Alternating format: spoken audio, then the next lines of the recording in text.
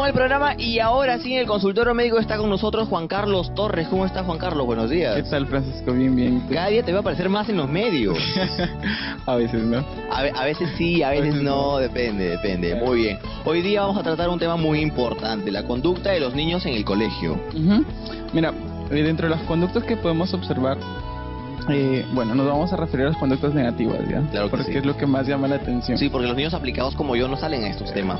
Vamos a hablar de los chicos que se portaron mal en su cole. Justamente, ¿no? Mira, dentro de las conductas que se pueden observar dentro de las asesorías que puedo brindar algunos colegios, es justamente lo principal son los problemas de conducta, ya, que tiene que ver con que el niño no atiende, con que el niño de repente es respondón, como le dicen los profesores. Es el bacán, el jefe, el líder de la manada dentro del aula. Ahora habría que diferenciarlo por problemas de acuerdo a las edades, ya, y los grados del colegio, ¿no?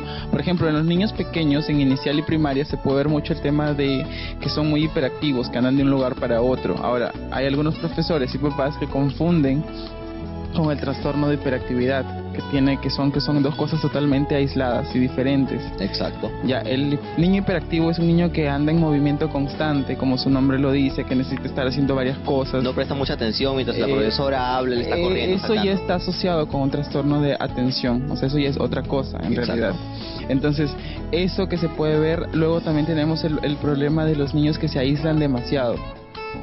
¿Ya? Entonces tenemos los dos extremos, el niño que hace de todo y el niño que no hace nada. Perfil bajo, el que no el que tú lo dejas sentado aquí y ahí lo encuentras después de una hora y no hizo nada. Son niños que de verdad son incluso más alarmantes porque son impredecibles, nunca se sabe cómo van a reaccionar o cómo se les puede tratar, a diferencia de un niño que anda en constante movimiento porque ya sabes qué es lo que va a hacer, hacia dónde se dirige, cuáles son sus focos de atención, qué es lo que le gusta más. No, y es más, es doble peligro porque los chicos que están calladitos siempre, que no hacen nada, cabizbajos todo el tiempo del colegio, bueno, uno, que no sabes cómo van a responder, y dos, que muchas veces son víctimas del bullying, todo el mundo los fastidia. Exacto, justamente por su tranquilidad es que son los blancos perfectos, ¿no? Para estos niños que son demasiado moviditos. Ahora, esto va a incrementarse a nivel que va avanzando la edad.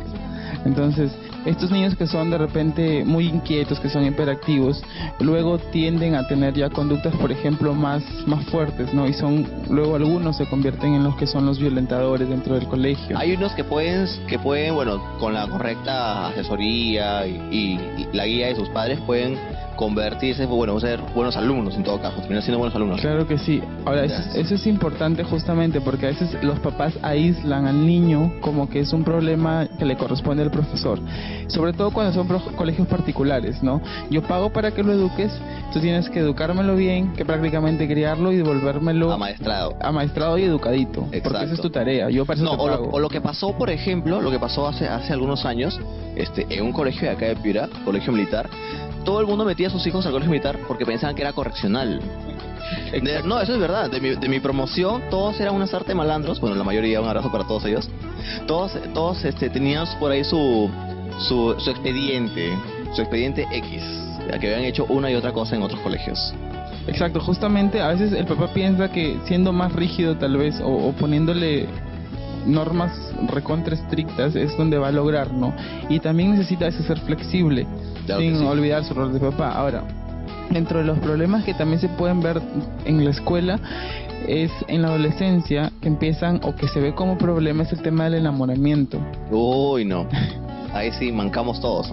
Sí, porque justamente entre las edades de 10, 11 años que ya son prepúberes, por ejemplo, empezamos a ver el tema del aislamiento, grupos de niñas y grupos de niños por separados.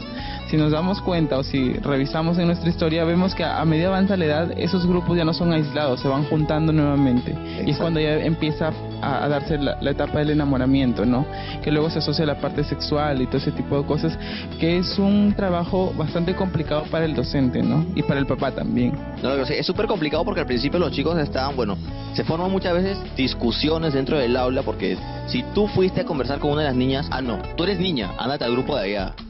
Uno, que empieza con el bullying, y dos, que como que lo van excluyendo del grupo, aquel que se atreve a hablar con una señorita. Exacto, y viceversa porque son muy marcados estos grupos de géneros, se separan, pero en todos los colegios se puede ver esto marcado entre las edades de los 11, 12 años. Ya a partir de los 13 es como que se empiezan a integrar y empiezan a salir las parejitas de enamorados que se No, están esa ya es la avanzando época de las casitas. novela ya. O sea, yo estoy con mi amiga tal, pero ella no lo sabe. Exacto.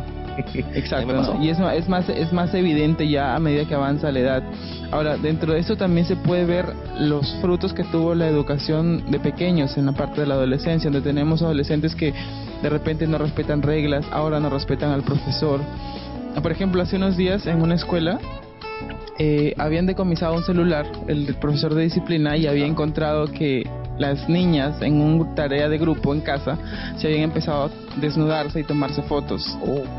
Entonces, al llamar a los papás para que vayan a ver la situación, las mamás, en lugar de corregir a las niñas, le reclamaban al profesor ¿Por qué tienes que porque estar tuvo revisando que el celular de mi hija? exactamente, ¿no? Entonces, ese tipo de situaciones no ayudan a mejorar nada la conducta de los O sea, adolescentes. no solamente eso por parte de la madre, sino de repente si tienes un hijo que es respondón, que por ahí es avesado para faltar el respeto al profesor, y el papá dice, déjalo, es un adolescente, déjalo que, Claro, que tenga voz y voto. Justamente, ¿no? Los papás de ahora como que sobreprotegen demasiado y el adolescente nunca tiene la culpa de nada.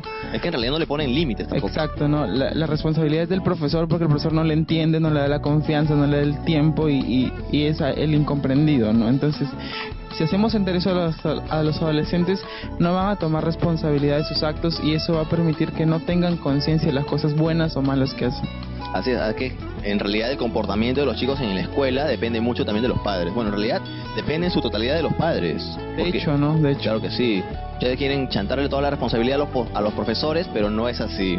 No, nunca, porque el profesor es un complemento. De hecho, Exacto. que es un conjunto también en la parte de la educación donde influye el padre, el adolescente o el niño y el profesor.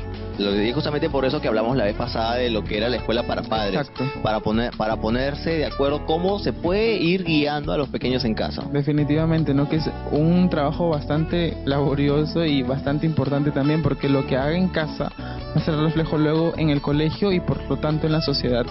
Lo malo es que los papás a veces creen que el niño siempre va a ser niño y nunca va a salir de casa. Entonces lo malcrio en casa, pero le hago un daño a la sociedad.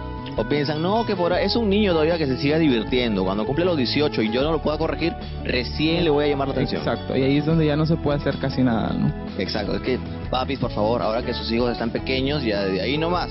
Como decían antes, con una mano la miel y con la otra la hiel. Exacto, no tiene que ser así. Sacazonapa, no me refiero al maltrato físico, no, hay que saber corregirlos también. Exacto, el hecho de llegar a poner la autoridad dentro de la casa como papás no significa agredir. El hecho de la agresión ya es haber perdido el sentido de autoridad. Exacto. El sentido de autoridad tiene que ver con que yo te digo algo a la primera y a la primera tú lo haces. Y eso tiene que ver con normas, con reglas, con el respeto que se les inculca desde pequeños, no a través del golpe. Exactamente, de verdad, Juan Carlos, muchas gracias. Última recomendación para todos los padres de familia que están en casa y por ahí no se tiene un hijo que como que puede ser rebelde así como él. Bueno, simplemente que se comuniquen, que traten de involucrarse más en las cosas de ellos, aprovechar los tiempos libres que tienen, manejar situaciones de conflicto dentro de la escuela, escuchar la parte de los profesores, de repente conversar con los amiguitos dentro del salón.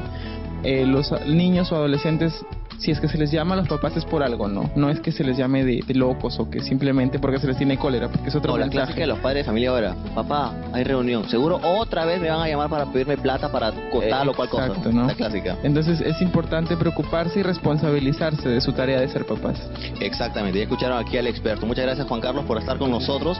Un gusto siempre conversar contigo y también las aves encantadísimas. Oye, te han visto en los diarios, quieren tomarse fotos contigo ahora, dicen. Ya vas.